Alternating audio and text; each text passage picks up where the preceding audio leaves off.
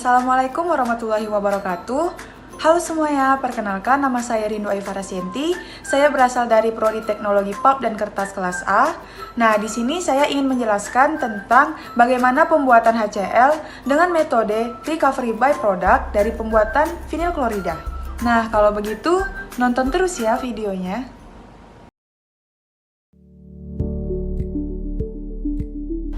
Asam klorida adalah larutan jernih, tidak berwarna, larut dalam air, dan asam ini bersifat sangat korosif. Bisa dilihat dari simbol bahayanya, jika terkena tangan, asam klorida pekat akan melukai tangan. Jadi, tangan itu akan mengalami luka bakar. Jika terkena wadah logam, maka logam itu akan mengalami korosi. Asam klorida sendiri di alam secara alami ditemukan sebagai asam lambung yang berfungsi untuk menghancurkan makanan. Asam klorida merupakan asam monoprotik atau asam mepgion dengan melepas satu ion H+. Jika di dalam air, ion ini akan bereaksi dengan H2O.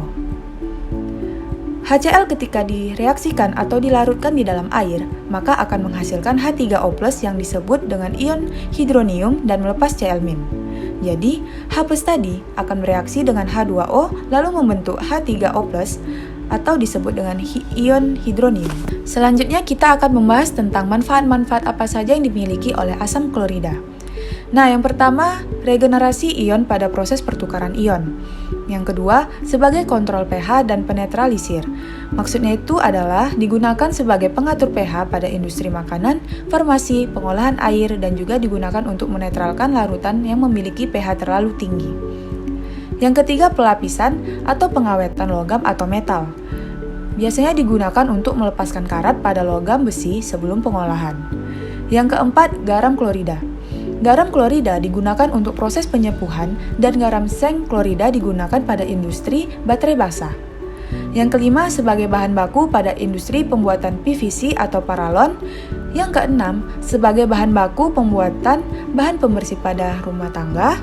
Dan yang ketujuh adalah sebagai bahan baku untuk memproduksi bahan pangan dan zat aditif makanan, seperti asam sitrat, aspartam, fruktosa, dan beberapa bahan yang lainnya. Nah, selanjutnya kita akan membahas proses pembuatan asam klorida. Nah, yang pertama adalah salt sulfuric acid process. Nah, pada proses ini memiliki bahan baku yang terdiri dari H2SO4 dan NaCl. Pada proses pertama terjadi pada suhu 55 derajat Celcius, di mana asam sulfat direaksikan dengan natrium klorida menghasilkan natrium bisulfat dan air. Lalu, natrium bisulfat tersebut direaksikan dengan natrium klorida dan menghasilkan natrium sulfat dan HCl. Pada reaksi kedua, suhu operasi sangat tinggi karena reaksi pada tahap 2 bersifat endotermik. Proses yang kedua adalah proses Hargrave, di mana bahan baku yang digunakan adalah NaCl, gas SO2, air, dan udara. Reaksi yang bersifat endotermik dan reaktan yang masuk harus dinaikkan temperaturnya sampai 450 hingga 540 derajat Celcius. Proses yang ketiga adalah direct synthetic hydrogen and chlorine. Proses ini merupakan proses yang mereaksikan hidrogen dan klorin secara langsung dalam suatu reaktor. Produk HCl yang dihasilkan pada proses ini mempunyai konsentrasi yang relatif tinggi.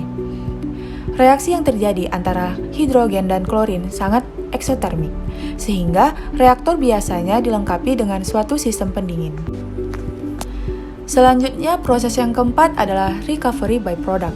Pada proses ini, asam klorida bukan sebagai produk utama dari sebuah proses yang berlangsung, tetapi sebagai produk samping atau hasil samping dari proses yang berlangsung.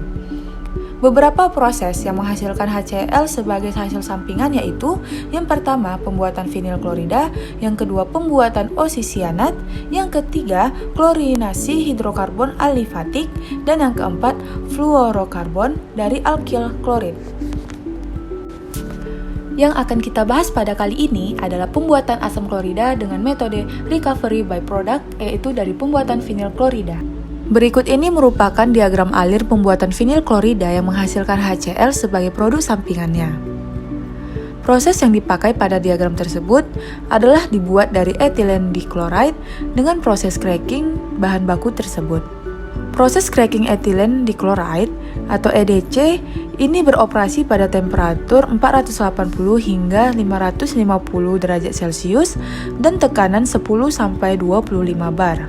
Proses cracking ini dapat mendekomposisi ethylene dichloride atau EDC menjadi vinyl chloride monomer atau VCM dan asam klorida atau HCl. Bagaimana sih proses diagram alir tersebut?